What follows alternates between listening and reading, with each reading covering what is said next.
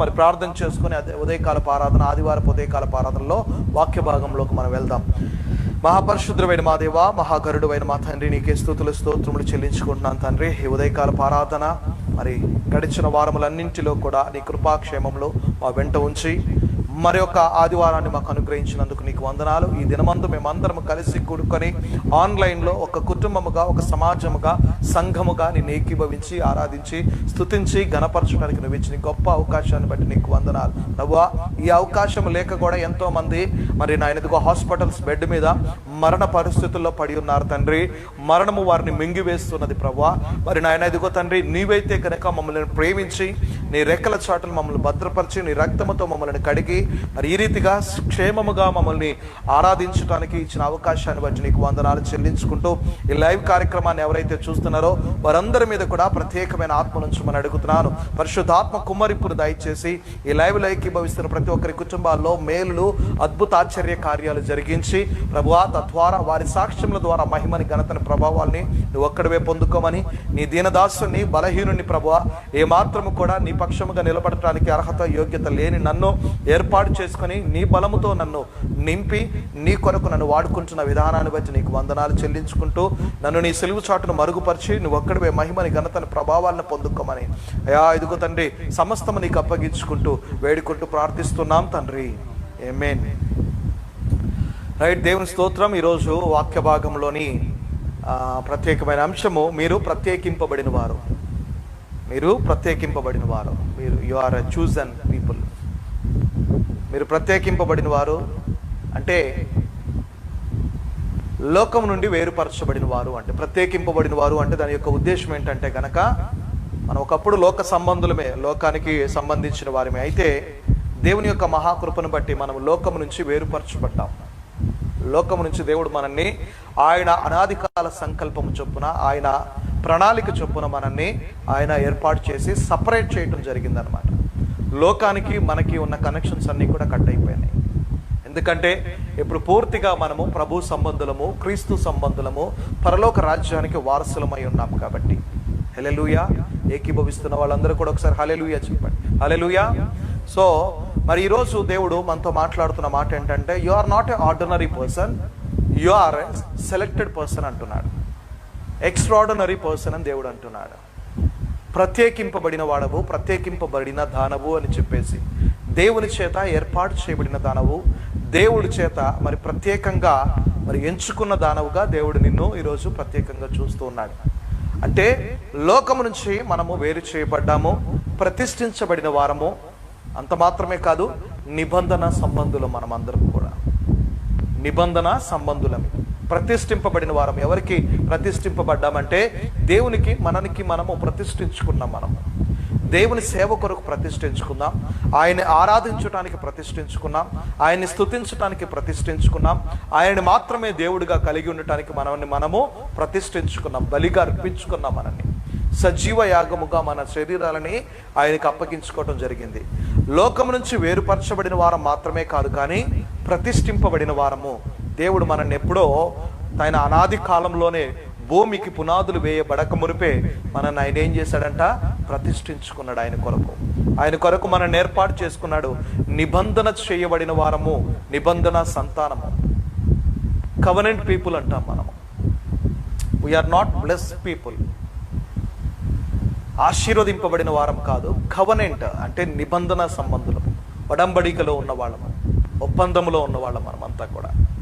So ఆ కవెనెంట్లో blessings అనేది, కవెనెంట్లో ఒక ప్యాకేజ్ కవెనెంట్ అయితే కనుక, కవెనెంట్లో హీలింగ్, బ్లెస్సింగ్ ఇవన్నీ కూడా ఒక పార్ట్స్ అనమాట. అవన్నీ కూడా we're not blessed, we're covenant people. అంటే ఆల్రెడీ బ్లెస్డ్ కానీ కవెనెంట్కి సంబంధించిన, నిబంధనకి సంబంధించిన వాళ్ళము. ఇస్సాకుతో చేసిన నిబంధన. దేవుడు మనల్ని ఎప్పుడు ఏర్పాటు చేసుకున్నాడు అంటే కనుక, మరి అబ్రహాము కాలంలోనే దేవుడు లోకం నుంచి మనల్ని వేరుపరచడం జరిగింది. అబ్రహాము కాలంలోనే దేవుడు మనల్ని లోకం నుంచి వేరుపరిచాడు. ఆదికాండము 21వ అధ్యాయము 8 నుంచి 13 వరకు చూసుకుంటే అక్కడ దేవాది దేవుడు అబ్రహాముతో చెప్తున్న మాటలు, శారాయి మాట్లాడుతున్న మాటలు కూడా మనం జాగ్రత్తగా పరిశీలించవచ్చు. చూడండి, ఆదికాండము 21వ అధ్యాయము జెనసిస్ చాప్టర్ 21 వర్స్ 8 నుంచి 13 వరకు ఒకసారి మనము చదువుకుందాం. ఆ పిల్లవాడు పెరిగి పాలు విడిచెను. ఇస్సాకు పాలు విడిచిన దినమందు అబ్రహాము గొప్ప విందు చేసెను. అప్పుడు అబ్రహామునకు ఐగుప్తీయురాలైన హాగరు కనిన కుమారుడు పరిహసించుట శారా చూచి, ఈ దాసిని దీని కుమారుని వెళ్ళగొట్టుము, ఈ దాసి కుమారుడు నా కుమారుడైన ఇస్సాకుతో వారసుడై ఉండడని అబ్రహాముతో అనెను.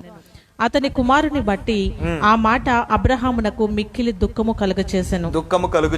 అయితే దేవుడు ఈ చిన్నవాని బట్టియు నీ దాసుని బట్టియు నీవు దుఃఖపడవద్దు కానీ సారా నీతో చెప్పు ప్రతి విషయంలో, చూడండి, సారా నీతో చెప్పు ప్రతి విషయంలో ఆమె మాట వినుము. ఇస్సాకు వలన అయినదియే నీ సంతానం అనబడును.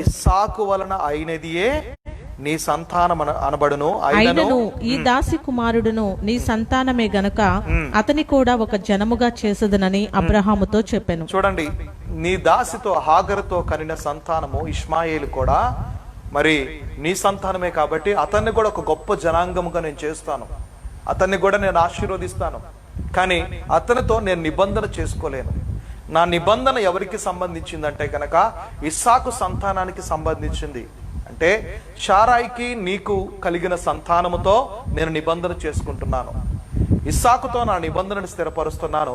ఇస్సాకు సంతానం అంతటి మీద కూడా మరి భూమి అంతరించే వరకు ఆ నిబంధనని నేను విడిచిపెట్టను అని చెప్పేసి అంటున్నాడు. అయితే మరి ఆ చిన్నవాడి గురించి నువ్వు చింతపడొద్దు, ఆ చిన్నవాడి గురించి నువ్వు భయపడొద్దు, ఆ చిన్నవాడి గురించి నువ్వు దుఃఖపడొద్దు, కానీ షారా నీతో చెప్పిన మాట ప్రకారముగా నువ్వు చెయ్యి అంటున్నాడు. నీ భార్య నీతో ఏం చెప్తుంది? అందుకే మొన్నటి దినాన మనము ధ్యానించుకున్నాం కదా, గుణవతి అయిన భార్య దొరుకుట అరుదు, అతిథి ముత్యము కంటే అమూల్యమైనది. గుణవతి అయిన భార్య జ్ఞానము కలిగిన మాట్లాడుతుంది అని చెప్పేసి ఉంది. సామెతల 31వ అధ్యాయంలో గుణవతి అయిన భార్య జ్ఞానము కలిగి మాట్లాడింది, జ్ఞానముతో ప్రవర్తించింది, జ్ఞానము కలిగిన మాటలు పలికింది, మంచి సలహా. అందుకే మరి భర్తలో సగభాగము భార్య అంటారు. భర్తలో సగభాగము భార్య అని ఎందుకు అంటారంటే గనక భర్త ఆలోచనకి మరి ఈక్వల్ గా ఉండే ఆలోచన విధానము భార్య కూడా కలిగి ఉండాలి. ఇద్దరు కూడా ఈక్వల్ గా ఆలోచించాలి, ఇద్దరు కూడా కుటుంబ శ్రేయస్సు కొరకు ఆలోచించాలి, ఇద్దరు కూడా కుటుంబ మేలు కొరకు ఆలోచించాలి. అది దేవుడు ఏర్పాటు చేసిన మరి పరలోక సంబంధం. అది వివాహం అన్ని విషయాల్లో ఘనమైంది అంటారు కదా, అది దేవుడి చేత ఏర్పాటు చేయబడింది. అన్ని విషయాల్లో ఘనమైంది. అన్ని విషయాలంటే ఏ విషయాలంటే అన్ని విషయాల్లో కూడా వివాహ బంధం అనేది ఘనమైంది. అందుకే దేవుడు అంటున్నాడు, మరి సారా చెప్పినట్టుగా నువ్వు విను, ఆమె మాటను మాత్రము నువ్వు తోచిపుచ్చొద్దు. ఆ చిన్నవాడి విషయం నువ్వు భయపడొద్దు, కంగారు పడొద్దు, దుఃఖపడొద్దు, కానీ ఆ చిన్నవాడిని నేను తప్పకుండా ఆశీర్వదిస్తాను, అతన్ని కూడా గొప్ప జనాంగముగా నేను చేస్తాను. అయితే నా నిబంధన మాత్రం నేను ఎవరితో స్థిరపరుస్తున్నానంటే ఇస్సాకుతో వచ్చిన సంతానముతోటే నా నిబంధనని నేను స్థిరపరుస్తున్నాను. మనము నిబంధన సంబంధమైన వారము అనటానికి గుర్తుగా దేవుడు ఇస్సాకుతో నిబంధనని స్థిరపరిచాడంట. హల్లెలూయా. కాబట్టి అంటున్నాడు, మీరు ప్రత్యేకింపబడిన వారు. ఎప్పుడు ప్రత్యేకింపబడ్డారు? హాగరు షారాయి కాలంలోనే, అబ్రహాము కాలంలోనే ప్రత్యేకింపబడిన వారము మనం. అప్పుడే మనం సపరేట్ చేయబడ్డాం. హాగరుని మరి ఏమంది షారాయి? తన యజమానుడి దగ్గరికి వచ్చి, అబ్రహాము దగ్గరికి వచ్చి, ఆ దాసిని పంపించేసే, తన చిన్నవాడితో తన కుమారుడితో సహా ఇక్కడి నుంచి పంపించేసే అని చెప్పేసింది. దేవుడే ఆ మనసు ఆమెకి ఇచ్చాడు. సారాయికి ఇచ్చింది మనసు. మరి సపరేట్ చేయమన్న మనసు ఎవరిచ్చారంట? దేవుడే ఇచ్చాడు. అప్పటికి అనుమానంతో ఉన్న అబ్రహాము, మరి మంచి మనసు అనుమానంతో ఉన్న అబ్రహాం ఏం చేశాడంట? ఇది ఎలా సాధ్యమైంది? మరి ఆ సంతానం కూడా నా వల్లే కలిగింది కాబట్టి ఇద్దరూ సమానమే అని చెప్పేసి అనుకుంటున్న సమయంలో దేవుడు ప్రత్యక్షమై, దేవుడు తన స్వయాన మాట్లాడాడు. అబ్రహాము సందేహపడద్దు, దుఃఖపడద్దు, ఆ చిన్నవాడిని పంపించేసే ఇక్కడి నుంచి, సారా మాట స్పష్టంగా విను అన్నాడు. ఆమె ద్వారా పలికించింది నేనే, ఆమె యొక్క మాటని స్పష్టంగా విను. మరి నేను లోకము నుంచి, వారు లోక సంబంధులకి దేవుని సంబంధులకి ఎప్పుడు కూడా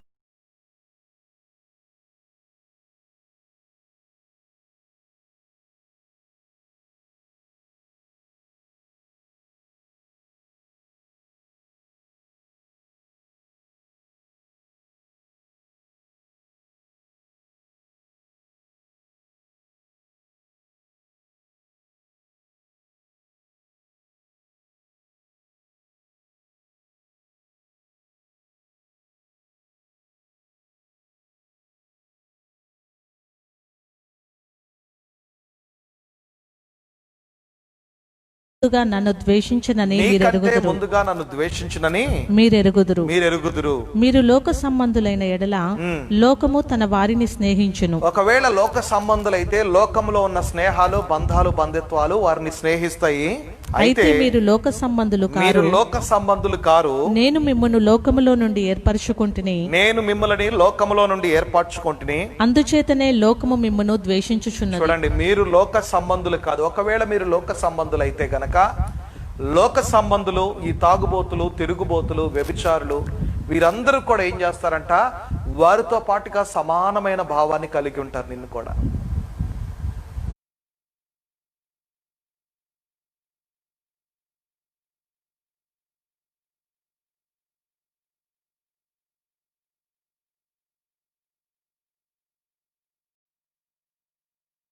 వారితో పాటుగా ఈక్వల్ పొజిషన్ ఇస్తారు నీకు కూడా.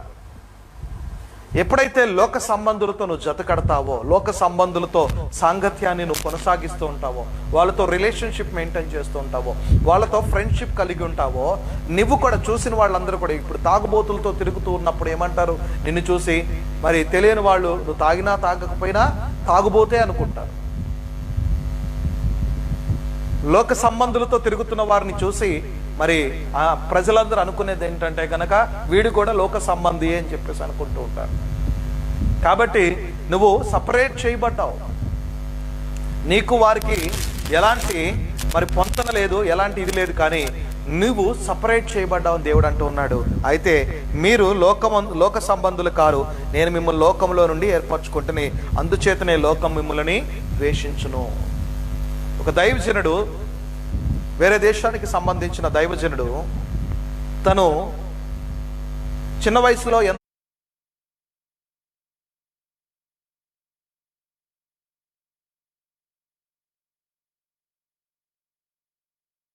ఎంతో చెడుగా ప్రవర్తించినప్పటికీ మరి ఎంతో వ్యసనాలతోటి పట్టబడి భయంకరమైన జీవితాన్ని జీవిస్తూ ఒకరోజు ప్రభు అతన్ని దర్శించి అతన్ని ఏర్పాటు చేసుకొని మరి నా కొరకు నువ్వు బ్రతుకు అని చెప్పేసి అన్నప్పుడు వెంటనే దేవుని యొక్క స్వరాన్ని విన్నప్పుడు ఆయన దేవుని కొరకు బ్రతకటం మొదలుపెట్టినప్పుడు లోక సంబంధులు, లోకంలో ఉన్న బంధువులు, బంధుమిత్రులు, స్నేహితులు, అన్నదమ్ములు, అక్క చెల్లెలు అందరూ కూడా మరి అతను దేవుని యొక్క మార్గంలో నడుస్తున్నాడని, ఆ రోజు వరకు కూడా ఎంతో భయంకరమైన జీవితాన్ని జీవించిన వాడు సడన్ గా మారిపోయి మరి దేవుడు దేవుడు అని చెప్పేసి అంటున్నాడని చెప్పేసి వాడిని ద్వేషించడం మొదలు పెడుతున్నారు. కుర్రవాడిని చిన్న వయసులోనే దేవుణ్ణి తెలుసుకొని మరి అత్యంత సన్నిహితంగా దేవునితో వెళ్తూ మరి అనేక ప్రసంగాలు ఇస్తూ అనేక రీతులుగా దేవుణ్ణి ఆరాధిస్తూ ఎంతో మందిని ప్రభావితం చేస్తూ ఎంతో మందిని ఉజ్జీవింప చేస్తూ ఎంతో మందిని దేవుని వైపు నడిపిస్తున్న ఆ వ్యక్తి తన బంధువుల దగ్గరికి వెళ్ళినప్పుడు దేవుడు దేవుడు అంటూ ఉంటే ఆ బంధువులు, స్నేహితులు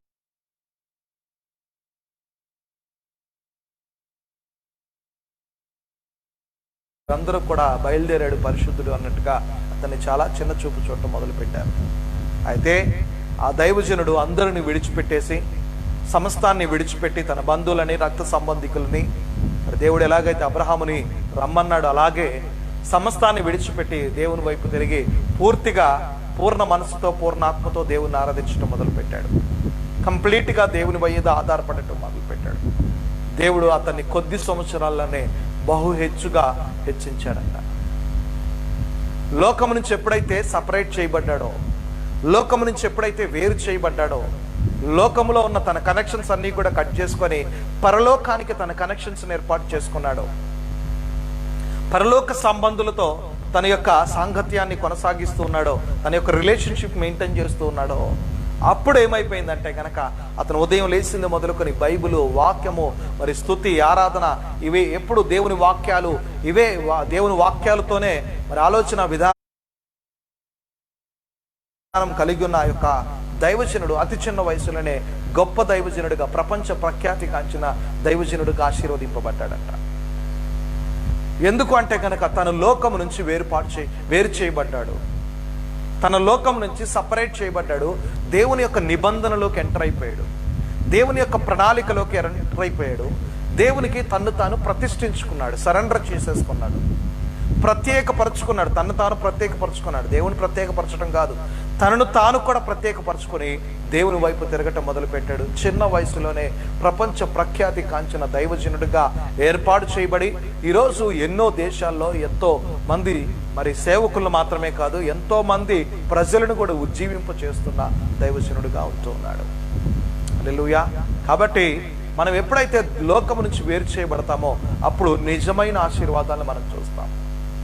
రియల్ బ్లెస్సింగ్స్ మన జీవితంలో ఎస్టాబ్లిష్ అవ్వాలన్నా, రియల్ బ్లెస్సింగ్స్ మన జీవితంలో మరి అవి ఫలించి అభివృద్ధి చెందాలన్నా కానీ మొట్టమొదటిగా మనంతటికి మనం చేయవలసింది ఏంటంటే, మనం ఎప్పుడో సపరేట్ చేయబడ్డాం దేవుని దృష్టిలో, కానీ మనని మనము లోకం నుంచి వేర్పరచుకోవాలి.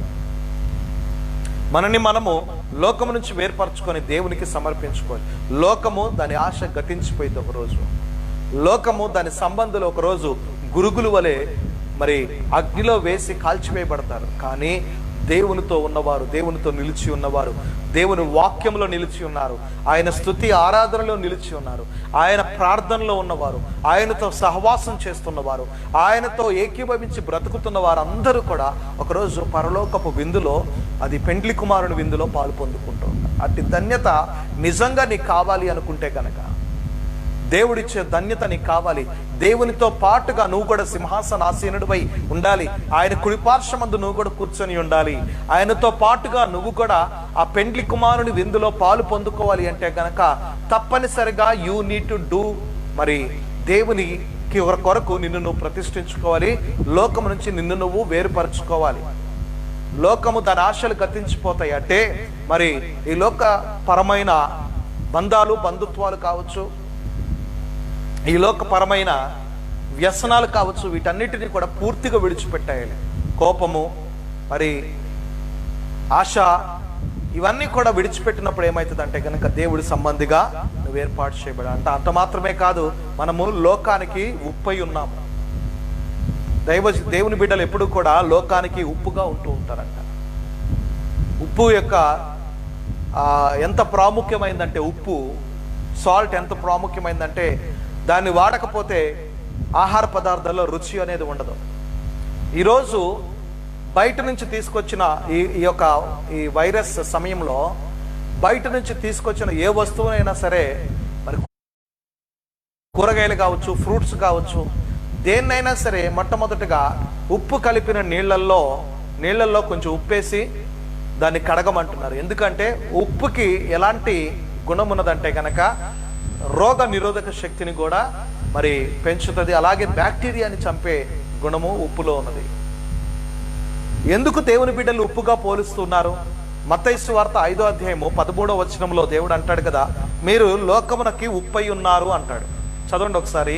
మత్తయి సువార్త 5వ అధ్యాయము 13వ వచనంలో 13వ వచనము 13, 14 వచనాల్లో చదువుకుంటే ఈ రీతిగా రాయబడి ఉంది, మీరు లోకమునకు ఉప్పై ఉన్నారు. ఉప్పు నిస్సారమైతే అది దేని వలన సారము పొందును?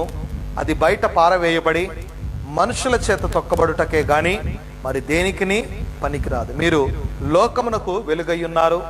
కొండ మీద ఉండు పట్టణము మరుగై నేరదు.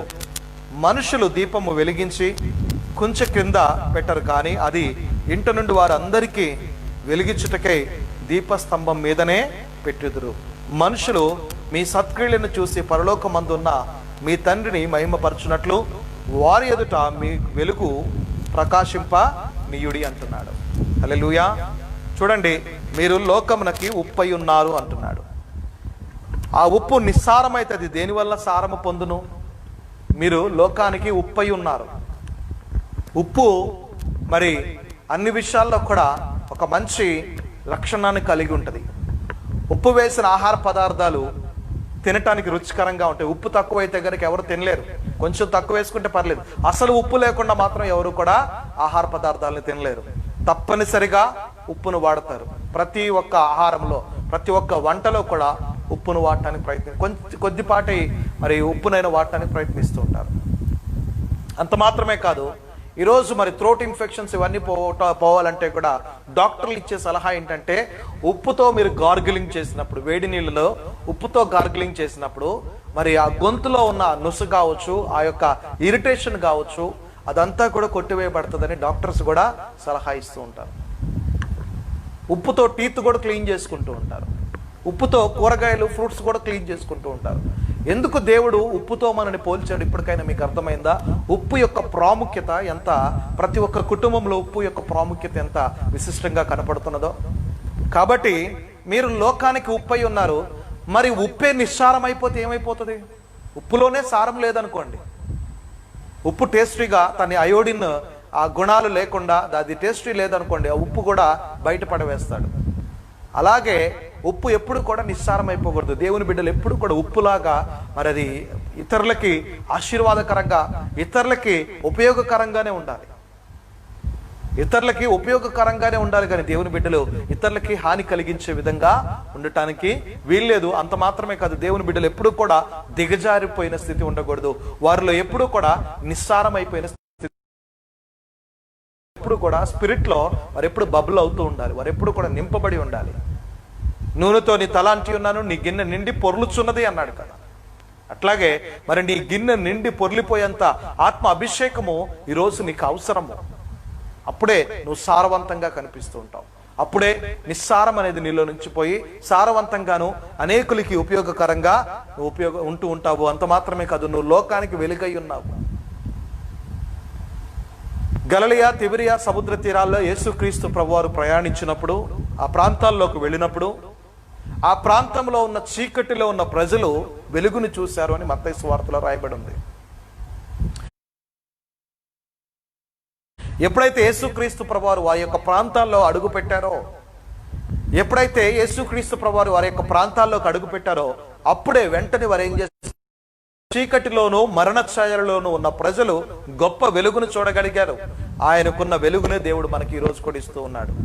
అట్టి వెలుగునే దేవుడు మనకి ఇస్తూ ఉన్నాడు. కాబట్టి ఈరోజు మీరు లోకానికి వెలుగై ఉన్నారు, లోక సంబంధులు కాదు. లోకానికి ఉప్పై ఉన్నారు, మీరు లోక సంబంధులు కాదు. మీ సత్క్రియలను బట్టి తండ్రి మహిమపరచబడాలి అని దేవుని వాక్యం సెలవిస్తున్నది. హల్లెలూయా. మనుషులు మీ సత్క్రియలను చూసి పరలోకమందున్న మీ తండ్రి మహిమపరచినట్లు వారి ఎదుట మీ వెలుగు ప్రకాశింపనీయడి. మంచి పనులను చూసి ఎవరు సంతోషపడాలంట? మన మనుషులు చూసి తండ్రిని మహిమపరచాలంట. వీళ్ళ దేవుడు ఎంత గొప్పవాడో, వీళ్ళకి ఎంత ప్రేమ కలిగిన హృదయం ఉన్నదో. వీరికి లేకపోయినా కానీ మరి ఇతరులకి ఇచ్చే అంత మంచి గుణాన్ని క్రైస్తవులకి దేవుడిచ్చాడు. దేవుని బిడ్డలకి మరి నిజంగా వీరు దేవుని బిడ్డలు అని వారందరూ కూడా ఎవరిని మహిమపరచాలి? నీ తండ్రి అయిన దేవుణ్ణి మహిమపరచాలి. అట్టి రీతిగా నీ యొక్క బిహేవియర్ ఉండాలి. మంచి సమరయుల్లాగా నీ బిహేవియర్ ఉండాలి. యాజకుడుగానో లేవీయుడుగానో ఉండటానికి వీల్లేదు. యాజకుడు లేవీయుడు ఏమైపోయాడు? వాళ్ళు అటుగా చూస్తూ మాకెందుకు వచ్చిన బాధ అని చూస్తూ వెళ్ళిపోయారు. కానీ మరి ఆ గాయాలతో చావు బతుకుల్లో ఉన్న వ్యక్తిని వాళ్ళు పరిశీలించడానికి కూడా ఇష్టపడలేదు. అయితే మంచి సమరయుడు అటుగా వెళుతూ, ఎందుకు మంచి సమరయుడు అతని పేరు, కానీ మంచి అన్న బిరుదు దేవుడిచ్చాడు. ఎందుకంటే గనక అతనిలో క్రీస్తు ప్రేమ ఉన్నది, అతనిలో దేవుని ప్రేమ ఉన్నది. దేవుడు ఏ రీతిగా నిన్ను వలె నీ పొరుగు వారికి మరి ప్రేమించు, సహాయం చేయన్నాడు, అట్టి రీతిగానే మరి ఆపదల్లో ఉన్న వారిని ఆదుకుంటూ ఈరోజు మరి ప్రతి ఒక్కరూ కూడా ఈ డిఫికల్టీ సిచ్యువేషన్స్ లో ప్రతి ఒక్కరు ఇతరులకి మరి సహాయకరంగా ఉంటూ ఉన్నారు. దేవుడు మన సంఘాన్ని ఎంతగానో సాల్వేషన్ మినిస్ట్రీస్ ని ఆశీర్వదించి 600 మందికి పైగా ఆహారాన్ని పంచివ్వటానికి కృప చూపించాడు. అంత మాత్రమే కాదు, 50 కుటుంబాలకి మరి రైస్, ఆయిల్ ప్యాకెట్స్ ఇవన్నీ కూడా సప్లై చేయడానికి మనకున్న దాంట్లోనే, నేనేదో గొప్పవాడిని నేను అంటలేదు, దేవుని యొక్క మహాకృపను బట్టి మనకున్న దాంట్లోనే ఈ క్లిష్టమైన పరిస్థితుల్లోనే మరి ఇతరులకి సహాయం చేసేంత మంచి గుణాన్ని దేవుడు మనకిచ్చాడు.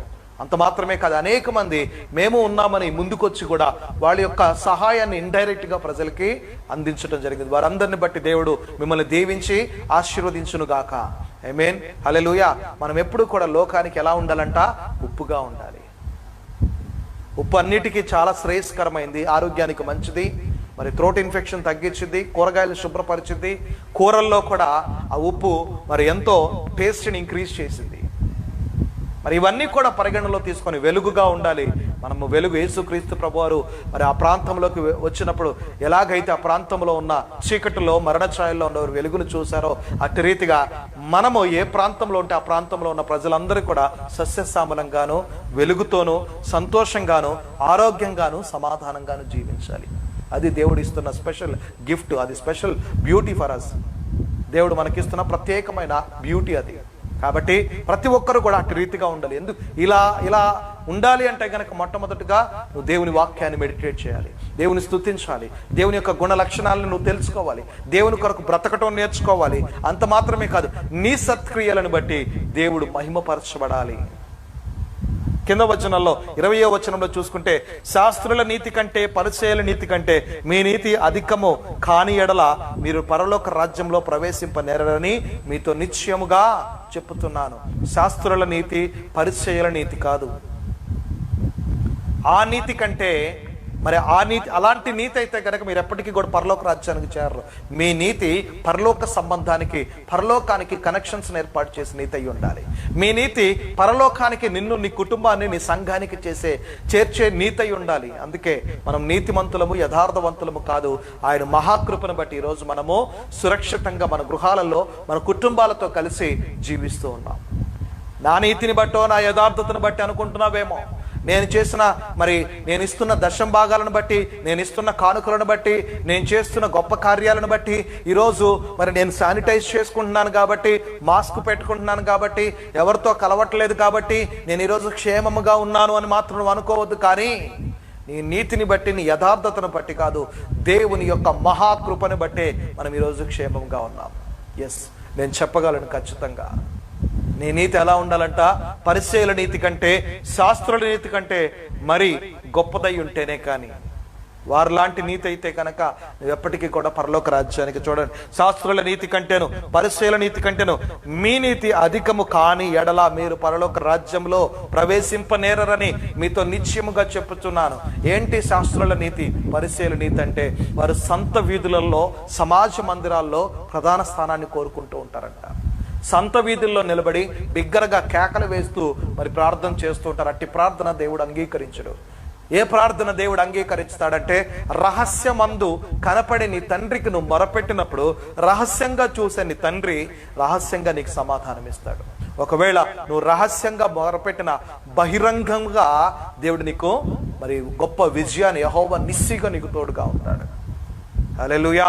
నువ్వు రహస్యంగా మొరపెడతావేమో, కొన్ని మొరలు నువ్వు రహస్యంగా దేవుని ఎదుట మూలుగులతో మనసులో మొరపెడుతూ ఉంటావు, ఎవరికి చెప్పుకోలేవు, లోపల కుమిలిపోతూ ఉంటావు, లోపల బాధపడుతూ వేదన పడుతూ మొరపెడుతూ ఉంటావు. అయితే దేవుడు దానికి బహిరంగంగా సమాధానం ఒకరోజు ఇవ్వబోతున్నాడు. మేబీ ఆ రోజు ఈ రోజే అయ్యి ఉండొచ్చు. హల్లెలూయా. ఈ రోజే ఓపెన్గా నీకు దేవుడు రివార్డ్ ఇవ్వబోతున్నాడు, ఓపెన్గా. కాబట్టి ప్రతి ఒక్కరు కూడా ప్రార్థనాపూర్వకం వారి నీతిలాగా ఉండకూడదు. సోంపులోను పుదీనాలోను దశమ భాగాలు ఇచ్చే నీతిగా ఉండకూడదు నీతి. నువ్విచ్చే అర్పణ ఏదైనా సరే, నువ్విచ్చే కానుక ఏదైనా సరే పూర్ణ హృదయముతో, పూర్ణ ఆత్మతో ఇవ్వాలి. ఒక డ్యూటీ లాగా ఇవ్వటానికి వీల్లేదు. సంఘ యొక్క క్షేమాభివృద్ధి కొరకు ఇవ్వాలి. నువ్వు ఎప్పుడైతే సంఘం యొక్క క్షేమాభివృద్ధి కొరకు కానుకలు, అర్పణలు, దశమ భాగాలు విత్తుకుంటావో అప్పుడు నీ కుటుంబము క్షేమాభివృద్ధిగా ఉంటుంది. నీ కుటుంబము క్షేమాభివృద్ధిగా వర్ధిల్లుతూ ఉంటుంది. ఏ తెగులు నీ గుడారానికి సమీపించదు. అంత మాత్రమే కాదు, ఎక్కడ ఏ లోటు, నీ కొట్లలో ధాన్యము సమృద్ధిగా ఉంటుంది. అన్ని విషయాల్లో కూడా దేవుడు సమృద్ధి అనే దీవెనని నీకు అనుగ్రహిస్తూ ఉంటాడు. హల్లెలూయా. కాబట్టి దేవుని వాక్యాన్ని మనం పరిశీలించుకుంటే ఉప్పు లాంటి వారముగా మనం ఉండాలంట. ఉప్పు ఎలా ఉంటుంది? అన్నిటిల్లోనూ ఉప్పు శ్రేయస్కరమైంది, అన్నిటికీ ఉప్పు ప్రాముఖ్యమైంది. అన్నిటికీ కూడా ఉప్పులో అయోడిన్ గుణాలు ఉంటాయి. రోగ నిరోధక శక్తిని కూడా పెంచే లక్షణాలు ఉప్పులో ఉంటాయి. కాబట్టి ఉప్పు వాడటము అయింది. చూడండి, పాత నిబంధన గ్రంథము రెండో రాజుల గ్రంథము సెకండ్ కింగ్స్ లో 2వ చాప్టర్, సెకండ్ చాప్టర్లో 19 నుంచి 22 వరకు చూసుకుంటే గనక ఎలీషా చేసిన ఒక అద్భుత కార్యాన్ని మనం ఇక్కడ చూడగలుగుతున్నాం. ప్రవక్త అయిన ఎలీషా చేసిన ఒక అద్భుత కార్యాన్ని, ఎరికో పట్టణము దగ్గర ప్రవక్త అయిన ఎలీషా చేసిన ఒక అద్భుత కార్యాన్ని మనం చూద్దాము. అంతటా ఆ పట్టణపు వారు, ఈ పట్టణమున్న చోటు రమ్యమైనదని మా ఏలిన వాడవైన నీకు కనబడుచున్నది గాని నీళ్లు మంచివి కాదు, అందుచేత భూమియు నిస్సారమై ఉన్నదని ఎలీషాతో అనగా అతడు క్రొత్త పాత్రలో ఉప్పు వేసి నా యొద్దకు తీసుకుని రండని వారితో చెప్పాను. కొత్త పాత్రలో ఉప్పు వేసి నా యొద్దకి తీసుకుని రండి అని వారితో చెప్పెను. వారు దాన్ని తీసుకొని రాగా అతడు ఆ నీటి ఊట యొద్దకు పోయి అందులో ఉప్పు వేసి యెహోవా సెలవిచ్చినదేమనగా ఈ నీటిని నేను బాగు చేసి ఉన్నాను గనక ఇక దీని వలన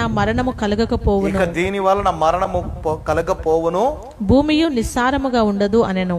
కాబట్టి నేటి వరకు ఎలీషా చెప్పిన మాట చొప్పున ఆ నీరు మంచిదై ఉన్నది. కాబట్టి నేటి వరకు ఎలీషా చెప్పిన మాట చొప్పున ఆ నీరు మంచిదై ఉన్నది. ఎరికో పట్టణము మరి సుందరమైన పట్టణము. ఆ పట్టణంలో అనేక మంది ప్రజలు నివసిస్తున్నారు. అయితే ఉప్పు పాడైపోయిన నీటిని కూడా బాగు చేయగలిగిన సామర్థ్యతని మరి అక్కడ మనము ఈ వాక్యంలో మనం చూడగలుగుతున్నాం.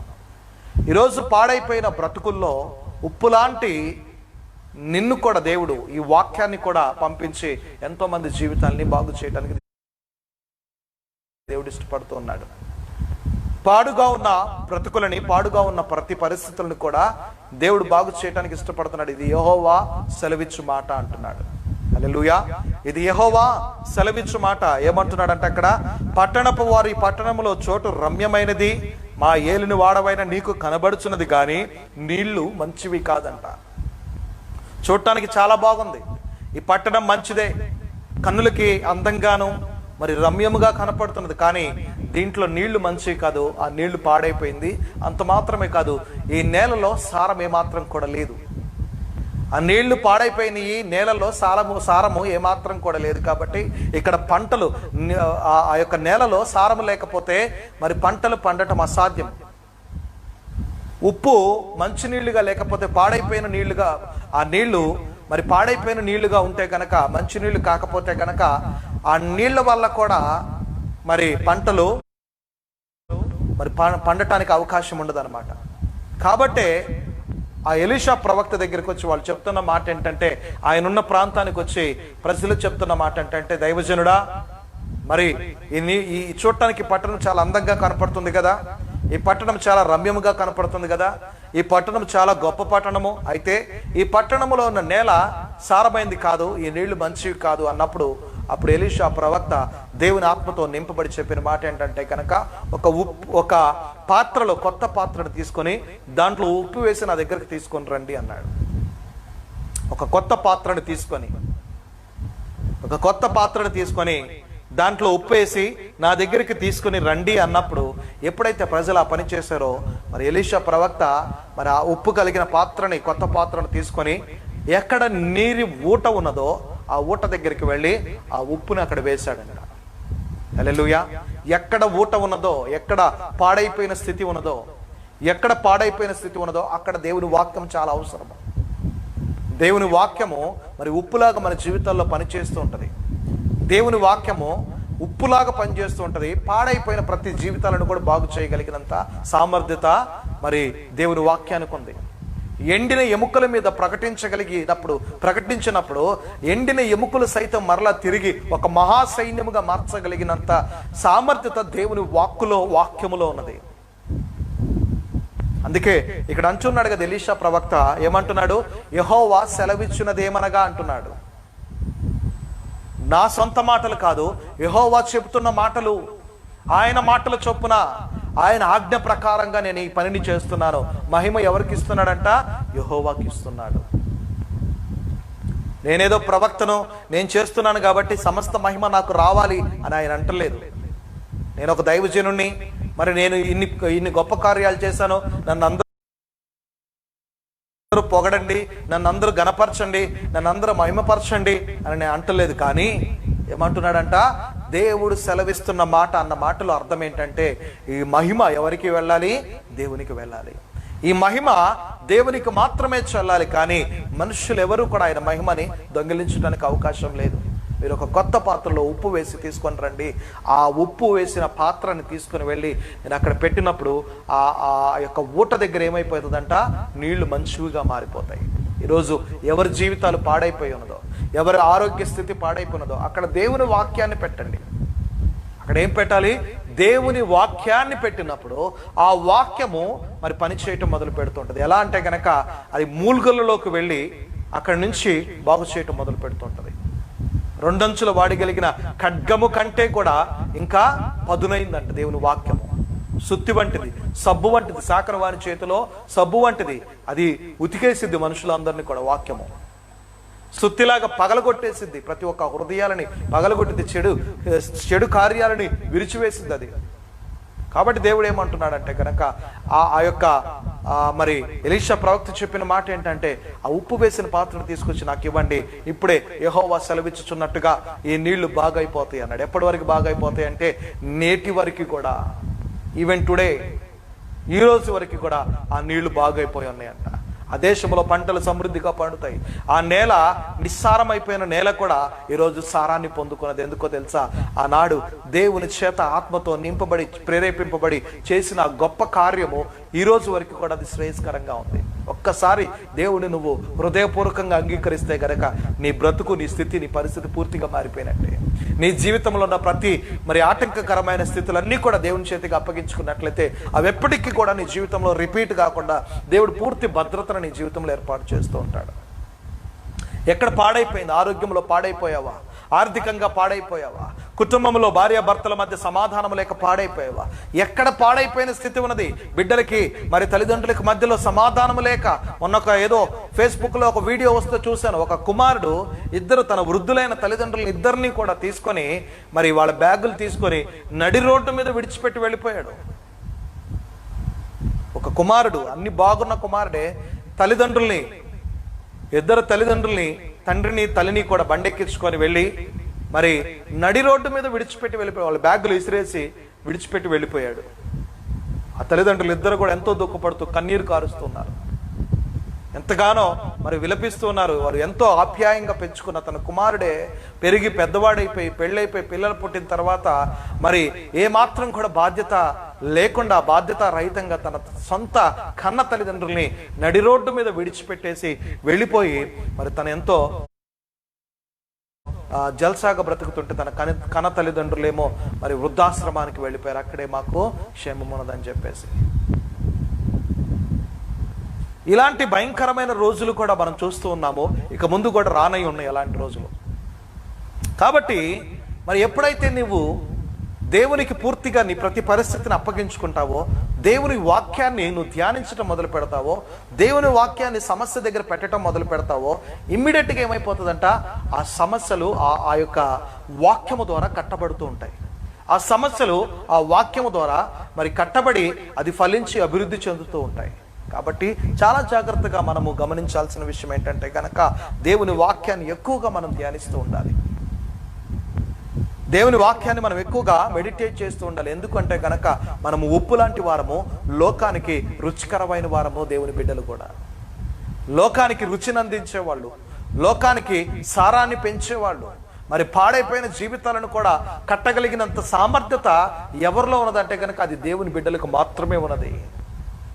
దేవుని బిడ్డలు మాత్రమే చేయగలిగిన కార్యము, దేవుని సంబంధులు మాత్రమే చేయగలిగిన కార్యము పాడైపోయిన ప్రతి బతుకుల్ని మరలా తిరిగి పునరుద్ధరణ చేయటము, తిరిగి మరలా నిర్మించటము అది దేవుని బిడ్డలు మాత్రమే చేయగలిగిన పని. కాబట్టి ఈరోజు నిజంగా నువ్వు దేవుని కుమారుడివి, దేవుని కుమార్తెవి అయితే కనుక, లోకము నుంచి వేరు చేయబడిన వ్యక్తివైతే కనుక, లోకము నుంచి నువ్వు సపరేట్ చేయబడిన వ్యక్తివైతే కనుక వెంటనే ప్రభువా ఈ సమస్య ఉన్నది, ఈ సమస్య దగ్గర నీ వాక్యాన్ని పెట్టు ప్రభువా, నీ వాక్యాన్ని పెడుతున్నాను, పాడైపోయిన నీళ్లు బాగైపోవును గాక ఇప్పుడే.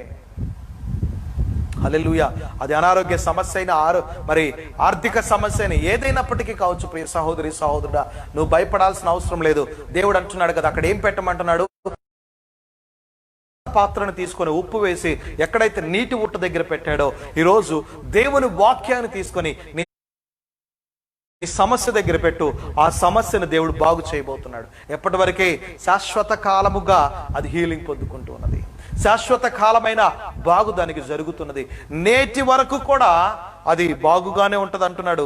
అతడు ఆ నీటి ఊట యొద్ద పోయి అందులో ఉప్పు వేసి యెహోవా సెలవిచ్చినదేమనగా, ఈ నీటిని నేను బాగు చేయుచున్నాను గనక ఇది దీని వలన మరణము కలగకపోవును అన్నాడు. ఇక దానివల్ల ఏ అనారోగ్య పరిస్థితుల వలన కూడా ఇక మరణము కలగదు అంటున్నాడు. మరణము మనల్ని దాటిపోయింది, సంహారపు దూత దాటిపోయింది.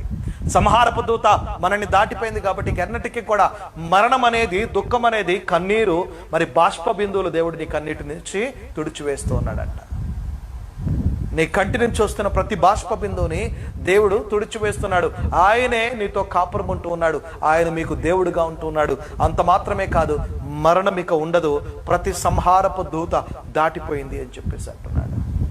హల్లెలూయా. సంహారపు దూత దాటిపోయింది. You are safe now. మీరందరూ క్షేమముగా జీవించబోతున్నారు. మీరందరూ సంతోషంగా మీ కుటుంబాలతో దేవుని యందలి మహాకృపలో జీవించబోతున్నారు. మీకు క్షేమము కలుగుట దేవుడు చూస్తున్నాడు. మీరందరూ కూడా మరి శత్రువు కన్నుల ఎదుట మీరు గొప్పగా ఆశీర్వదింపబడుతూ ఉన్నారు. భోజనపు బల చుట్టూ నీ పిల్లలు ఒలీవల మొక్కల వలె ఉంటూ ఉన్నారు. నీ లోగిట నీ భార్య ఫలించు ద్రాక్షవల్లి వలె ఉంటూ ఉన్నది. హల్లెలూయా. కాబట్టి దేవుడు ఏమంటున్నాడు కదా, మరి ఆ ఉప్పు వేసిన పాత్రని, ఆ ఉప్పు వేసి అక్కడ తీసుకొని కొత్త పాత్రలో తీసుకొని వెళ్ళిన ఉప్పు ఆ నీటి ఊట దగ్గర వేసినప్పుడు వెంటనే ఆ పాడైపోయిన నీళ్లు బాగు చేయబడ్డాయి. చేదైన నీరు, మారా లాంటి నీరు మధురముగా మార్చబడ్డాయి. నిర్గమాకాండములు అంటారు కదా, మారా నీటిని మధురముగా మార్చాడు. నేటి వరకు కూడా ఆ నీరు మధురముగా ఉంది. మారా అంటే చేదు, మధురం అంటే మరి అది తీపిదనం, అది సంతోషానికి సాదృశ్యంగా ఉంది. మారా నీటిని మధురముగా మార్చాడు. చేదైన మన జీవితాలు మధురముగాను, అనేకులకి ఆశీర్వాదకరంగా. You are blessing for many generations అన్నారు కదా, జాయ్ ఫర్ మెనీ జనరేషన్స్. మనము తరాలకు ఆశీర్వాదకరంగా ఉండాలి అంటే కనుక మనం ఎక్కువగా పూర్ణ హృదయంతో, ఆత్మతో దేవుని ఆరాధించడం నేర్చుకోవాలి. అంత మాత్రమే కాదు, మన పాడైన ప్రతి బతుకును కూడా దేవుని ఎదుటి పెట్టినప్పుడు దేవుడు ఏం చేస్తాడంట, దాన్ని బాగు చేస్తూ ఉంటాడు. దైవ సేవకుడు చెప్పిన ప్రతి వాక్యము కూడా ఉప్పు లాంటిదే. దైవ సేవకుడు చెప్తున్న ప్రతి వాక్యము కూడా ఉప్పు లాంటిది. ఎవరైతే రిసీవ్ చేసుకొని వారి జీవితాల్లో దాన్ని అలమర్చుకుంటారో, దాన్ని ఏర్పాటు చేసుకుంటారో, వారు ఫలించి అభివృద్ధి చెందుతూ ఉంటారు. వారు సారవంతంగా మార్చబడుతుంటారు. నిస్సారం అనేది వారిలో నుంచి పోతుంది. కరువు పోతుంది వారిలో నుంచి. అనారోగ్య స్థితి పోతుంది. మరి దేని చేత పాడైపోయిందో, కానీ ఈరోజు నీ బ్రతుకు దేని వల్ల పాడైపోయిందో, దేని వల్ల మరి మరణానికి అతి సమీపంగా ఉన్నావో, మరి దేని వల్ల నువ్వు పాడైపోయిన జీవితాన్ని అనుభవిస్తూ ఎప్పుడు కూడా దుఃఖముతో కన్నీటితో ఉంటూ ఉన్నావో, అయితే దేవుడు మాట్లాడుతున్నాడు కదా, దేవుని వాక్యం అనే ఉప్పుని నీ జీవితంలోకి తీసుకో అంటున్నాడు. ఆ వాక్యం అనే ఉప్పుని నీ జీవితంలో తీసుకున్నప్పుడు ఆ వాక్యం అనే ఉప్పు నీ జీవితంలో పనిచేస్తూ ఉంటుంది. పాడైపోయిన నీటిని మధురముగా మారుస్తూ ఉంటుంది. పాడైపోయిన నీటిని బాగు చేస్తూ ఉంటుంది ఆ వాక్యం అనే ఉప్పు. అంత మాత్రమే కాదు, మారా లాంటి నీ జీవితము మధురముగా మార్చబడింది. బాకాలోయలు బెరాకాలోయలుగా మార్చబడతాయి. బాకా అంటే దుఃఖము, బెరాకా అంటే దేవుని స్తుతి. బాకాలోయలు దుఃఖముతో ఉన్నవారు సైతము దేవుని స్తుతించేంత గొప్ప ధన్యత దేవుని వాక్యము ధ్యానిస్తూ ఉన్నప్పుడు. ఆ వాక్యము నీ జీవితంలో చాలా కాన్ఫిడెన్స్ని బిల్డ్ చేస్తూ ఉంటుంది. వాక్యాన్ని చదువుతున్నప్పుడు నీ కాన్ఫిడెన్స్ వస్తూ ఉంటుంది. మరి దేవుడు ఎంతో అద్భుత కార్యాలు ఈ బైబిల్ గ్రంథంలో మరి పొందుపరచబడి ఉన్నాయి కదా. వాటన్నిటిని ధ్యానిస్తున్నప్పుడు మనకేమనిపిస్తుంటది అంటే, ఆనాడు మా పితరుల కాలంలో చేసిన దేవుడు నా కాలంలో ఎందుకు చేయడు అన్న మనోధైర్యం నీకు వచ్చింది. ఆత్మవిశ్వాసం పెరిగింది. సెల్ఫ్ కాన్ఫిడెన్స్ ఇంక్రీజ్ అయింది నీకు. తద్వారా నువ్వు దేనికి కూడా భయపడవు. వాక్యాన్ని, అందుకే ప్రతి సిచ్యువేషన్లో కూడా వాక్యాన్ని ధ్యానించండి అని నేను ఎందుకు 10 సార్లు, 1కి 10 సార్లు చెప్తానంటే, that will give more strength to you. అది నీకు ఎక్కువ శక్తినిచ్చిద్ది. అంత మాత్రమే కాదు, నీకు ఉప్పులాగా వెలుగులాగా పనిచేస్తుంది. వాక్యము నీ పాదాలకి దీపం వలె ఉంటుంది అంటాడు కదా దావీదు మహారాజు. నా పాదములకు దీపం వలె ఉన్నది అంటాడు. నువ్వు చీకటిలో సంచరిస్తున్నప్పుడు కూడా మరి ఆ వాక్యం ఏం చేసింది అంటే కనుక నీకు వెలుగునిచ్చింది. ఇమేజెస్ చూడండి, ఆ వాక్యానికి సంబంధించిన ఇమేజెస్. బైబిల్ పట్టుకున్న ఒక వ్యక్తి నడుస్తూ ఉంటాడు. ఆ వ్యక్తి చేతిలో ఉన్న బైబిల్ టార్చ్ లైట్ లాగా పనిచేసి అతనికి త్రోవను చూపిస్తూ ఉంటుంది. అంటే బైబిల్లో టార్చ్ లైట్ ఉందని కాదు, వాక్యం అంత పవర్ఫుల్గా వెలుగునిస్తూ ఉంటుంది. వెలుగుటి ఇవ్వటమే కాదు, ఎంతో మంది జీవితాలను వెలిగిస్తూ ఉంటుంది. హల్లెలూయా. అందుకని మనం ఎప్పుడు కూడా దేవుని చేత ప్రత్యేకింపబడిన వారమే. ఇంకా సెల్ఫ్గా మనము ప్రత్యేకింపబడాలి, ప్రతిష్ఠిత చేసుకోవాలి, నిబంధనలోకి ఎంటర్ అవ్వాలి. మనము ఎక్కడైనా సరే లోక సంబంధమైన గుర్తులు, అవగాహనలు, లోక సంబంధమైన అలవాట్లు నీ జీవితంలో ఉంటే వెంటనే విడిచిపెట్టేసేసేయండి. వెంటనే విడిచిపెట్టి, దేవా ఇదిగో ఇప్పుడే పూర్తిగా పరిపూర్ణంగా నేను నీకు సమర్పించుకుంటున్నాను. ఇక నా జీవితం మీద పూర్తి అధికారము నీకు అప్పగించుకుంటున్నాను. నా జీవితం మీద నాకు కాదు, డెవిల్కి కాదు, కానీ నీకు అధికారాన్ని అప్పగించుకుంటున్నాను. నన్ను రూల్ చేసే అథారిటీ నీకు ఇస్తున్నాను ప్రభువా. నన్ను, నా జీవితం, నా ఆత్మ, ప్రాణ, ఆత్మ దేహాలని నువ్వు రూల్ చేయి ప్రభువా. నువ్వు ఎప్పుడైతే దేవునికి అప్పగించుకుంటావో అప్పుడు ఉప్పులాగా నువ్వు మారిపోతావు, వెలుగులాగా నువ్వు మారిపోతావు, నీతిమంతుడిగా నువ్వు మారిపోతావు, యథార్థవంతుడిగా నువ్వు మారిపోతావు, దేవునికి అంగీకారమైన వ్యక్తిగా నువ్వు మారిపోతావు. లోకం నుంచి నువ్వు వేరు చేయబడతావు, ప్రతిష్ఠింపబడతావు, ప్రత్యేకమైన జనముగా నువ్వు ఉంటావు.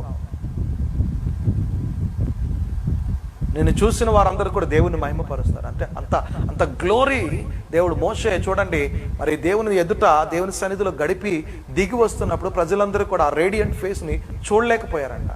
ఆ మొహంలో ఉన్న వెలుగును చూడలేక వాళ్ళందరూ కూడా ముఖాలు కిందకి దించుకుంటూ ఉండేవాళ్ళంట. ఎందుకంటే దేవునితో గడిపినప్పుడు ఆ ఫేస్ అంతా కూడా ఆ గ్లో వేరే ఉంటుంది. దేవునితో గడిపినప్పుడు వచ్చే గ్లో వేరే. మరి మనము బ్యూటీ పార్లర్లకు వెళ్ళి మేకప్లు వేసుకొని లక్షల రూపాయలు ఖర్చు పెట్టి, వేల రూపాయలు ఖర్చు పెట్టి తెచ్చుకునే గ్లో ఒక్కసారి కడిగి వేస్తే పోతుంది. కానీ దేవుని దగ్గర నుంచి వచ్చిన గ్లో ఎలా ఉంటుందంట, అది మనం వెలిగించడమే కాదు, అనేక మందికి వెలుగుగా ఉంటుంది. ఎవరు కూడా మరి లోక సంబంధుల ఆ యొక్క వెలుగుని చూడలేరు, తట్టుకోలేరు కూడా. అంత గ్లోని దేవుడు మనకిస్తాడు. ఈరోజు అట్టి గ్లో నీ మీదకి కూడా యేసు నామంలో దిగి వచ్చును గాక అని ప్రార్థిస్తున్నాను. హల్లెలూయా. దేవుడు అంటున్నాడు కదా, మీరు లోక సంబంధులు కాదు, నేను మిమ్మల్ని ఏర్పాటు చేసుకున్నాను. ఎప్పుడు అంటే కనుక భూమికి పునాదులు వేయబడక మునిపే నేను మిమ్మల్ని ప్రత్యేకపరుచుకున్నాను. తల్లి గర్భంలో నువ్వు రూపించబడక మునిపే నేను నిన్ను ఏర్పాటు చేసుకున్నాను. నీ నోట నా మాటలు ఉంచాను, నీ హృదయంలో నా మాటలు ఉంచాను. నా ప్రేమని, నా గుణాలని, లక్షణాలని దేవుడు తన స్వరూపంలో నరులని సృజించను. అంటే స్వరూపం అంటే ఆయనలాగా మనం అని కాదు, ఆయనలాగా ముక్కు, ఆయనలాగా కళ్ళు, ఆయనలాగా నోరు అని కాదు, కానీ ఆయన గుణాలు, లక్షణాలు అని అర్థము. ఆయన యొక్క గుణాలు, ఆయన యొక్క ప్రేమించే గుణము, మరి కోపపడకుండా ఎంత కోపాన్నైనా సరే అణిచివేసుకునే గుణము, శత్రువులను సైతము ప్రేమించి వారికి సహాయం చేసే గుణం, ఇవన్నీ కూడా దేవుడు మనకిచ్చాడు. వాటన్నిటినీ కూడా మనము ప్రజ్వలింప చేసుకోవాలి. ఆత్మ వరము కంటే ఆత్మ ఫలము చాలా ప్రాముఖ్యమైనది. ఆత్మ వరం ఏముంది, దేవుడిని అడిగితే ఇచ్చేస్తాడు. కానీ ఒకరోజు DGS దినకరన్ గారు మరి పరలోకానికి వెళ్ళిన తర్వాత ఆ వెనక నుంచి పరిశుద్ధాత్మదేవుడు తండ్రి ఎదుటికి వెళ్ళినప్పుడు ఆయన అనేక మార్లు ప్రత్యక్ష సాక్ష్యాలుగా, ప్రత్యక్షంగా దేవాది దేవుని కలుసుకున్నట్టుగా ఎన్నో మార్లు చెప్తూ ఉంటాడు. ఒకరోజు యేసుక్రీస్తు ప్రభువారు మరి DGS దినకరన్ గారిని తండ్రి అయిన యెహోవా దేవుని సన్నిధికి తీసుకుని వెళ్ళారంట. వెళ్ళినప్పుడు ఆ సింహాసనం ఒక సింహాసనము, ఆ సింహాసనం అంతా వెలుగుగా ఉన్నది. ఆ యొక్క రూపం ఎక్కడా కూడా కనిపించట్లేదు, అంత గొప్ప వెలుగుగా కనపడుతున్నది. మరి అక్కడికి వెళ్ళిన తర్వాత మరి తండ్రి అయిన దేవుడు DGS దినకరన్ గారిని అడుగుతున్నాడంటే, ఏం కావాలి నీకు అని చెప్పేసి. దినకరన్ ఏం కావాలి నీకు అంటే కనుక అప్పుడు ఈయన ఆలోచిస్తున్నాడు, ఏం అడగాలి నేను అని చెప్పేసి. వాస్తవంగా ఆయన ప్రార్థన చేసుకుంటూ అడుగుతుందంటే, ఆత్మ వరాలు నాలో ప్రజ్వలింప చేయి ప్రభువా, ఆత్మ వరాలు నాలో ప్రజ్వలింప చేయి. ఆ ఆత్మ వరాలతోటి నేను ఎంతో మందికి స్వస్థ వాక్యము, జ్ఞానవాక్యము, స్వస్థత చేసే వరము, ఇవన్నీ కూడా దెయ్యాలు వెళ్ళకొట్టడము, ఇవన్నీ కూడా నాలో రావాలి. నేను గొప్ప దైవజనుడిగా పేరు ప్రఖ్యాతులు పొందుకోవాలి, మరి నీ కొరకు నేను గొప్ప కార్యాలు చేయాలి అని ప్రార్థనలు అడుగుతున్నప్పుడు అక్కడికి వెళ్ళిన తర్వాత ఏం అడగాలో అర్థం కాలేదంట. అర్థం కానప్పుడు వెనక నుంచి పరిశుద్ధాత్మ దేవుడు ప్రేరేపిస్తూ, దినకరన్ నువ్వు అడగాల్సిన ఆత్మ వరము కాదు, ఫలాన్ని అడుగు అన్నాడట. ఫస్ట్ ఏమన్నాడంట, నువ్వు అడగాల్సింది ఆత్మ వరాన్ని కాదు, ఫలముని, ఫ్రూట్ ఆఫ్ స్పిరిట్ని అడుగు అని చెప్పేసి అన్నాడు. అప్పుడు అడిగినప్పుడు వెంటనే తండ్రి అయిన దేవుడు DGS దినకరన్ గారు కూడా అదే అడిగాడంట, ప్రభువా నాకు ఆత్మ ఫలము కావాలి అన్నాడు. వెంటనే అయితే పొందుకో అన్నాడు. మరి ఆ రోజు నుంచి ఆయన సేవ ఎంతో అద్భుతంగా ముందుకు కొనసాగిందంట. ఆత్మఫలము, ప్రేమ, సంతోషము, సమాధానం, ఇవన్నీ కూడా వాటన్నిటిని కూడా జతపరుచుకొని తన సేవలో, తన చేస్తున్న పరిచర్యలు, వీటన్నిటిని కూడా మరి ఇన్వాల్వ్ చేసేసాడు. వాటన్నిటిని కూడా ఇన్వాల్వ్ చేసినప్పుడు అవన్నీ కూడా ఇంకా సేవ యొక్క అభివృద్ధికి దోహదపడినవి. అవన్నీ కూడా సేవ ఎక్స్టెండ్ అవటానికి, సేవ విస్తరించడానికి. ఈరోజు జీసస్ కాల్స్ అనేది మరి అనేక ప్రాంతాల్లో ఉన్నది అంటే కనుక ఎందుకు అంటే ఆయనకి ఇచ్చిన ఆ యొక్క గిఫ్టే, ఆత్మ ఫలము అనే గిఫ్ట్ మరి ఎంతగానో పనిచేస్తుంది. ఈరోజు మరి ఆ జీసస్ కాల్స్ పరిచర్యలు ఎలా ఉన్నాయో నాకు తెలియదు, కానీ దినకరన్ గారు ఉన్న రోజుల్లో మాత్రము జీసస్ కాల్స్ పరిచర్యలు ఎంతో గొప్పగా మరి అభివృద్ధి చెందినట్టుగా మనం చూడగలుగుతున్నాం. హల్లెలూయా. కాబట్టి దేవుడు ఏమంటున్నాడంటే మనలో ఉండాల్సింది ఆత్మఫలము, వరాలు కాదు. వరాలతో ఎవరైనా సరే గొప్ప కార్యాలు చేస్తారు.